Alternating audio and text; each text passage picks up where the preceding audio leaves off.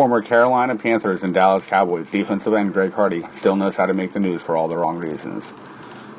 Conducting an utterly ridiculous interview with ESPN's Adam Schefter this week, Hardy once again denied striking his ex-girlfriend Nicole Holder back in 2013. This despite the fact that Hardy was originally convicted in a bench trial in North Carolina before charges were eventually dismissed after Holder herself refused to testify, a decision that came after the two reportedly reached an undisclosed financial settlement. Imagine that.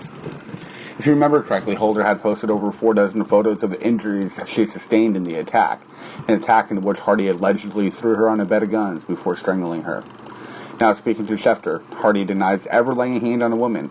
He uses the domestic violence doesn't exist in the Bible Belt defense, when in actuality, of the 10 states making up the highest number of women killed by men, half exist within this so-called Bible Belt.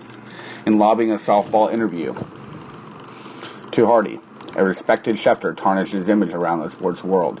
He didn't ask the hard questions, refused to follow up with points running contrary to Hardy's testimony.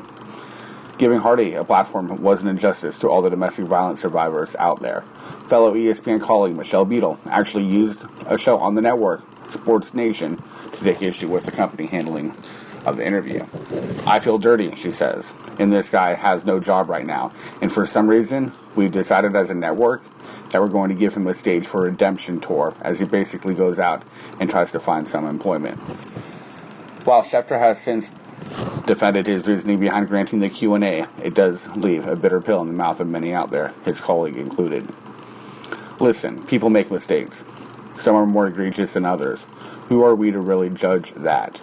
It's Hardy's unwillingness to take responsibility that's at issue here. Real men fess up to their mistakes, change their ways, and never repeat the same issues that plagued them in the past.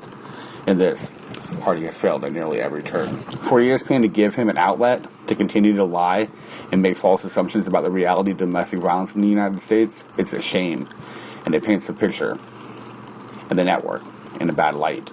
As it relates to Hardy, this week's interview does absolutely nothing to put him on the NFL radar.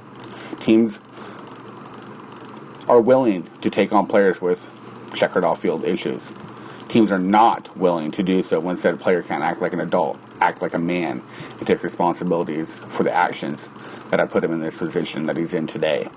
In this, Greg Hardy is no better off today than he was before that ESPN interview. ESPN itself is obviously worse off.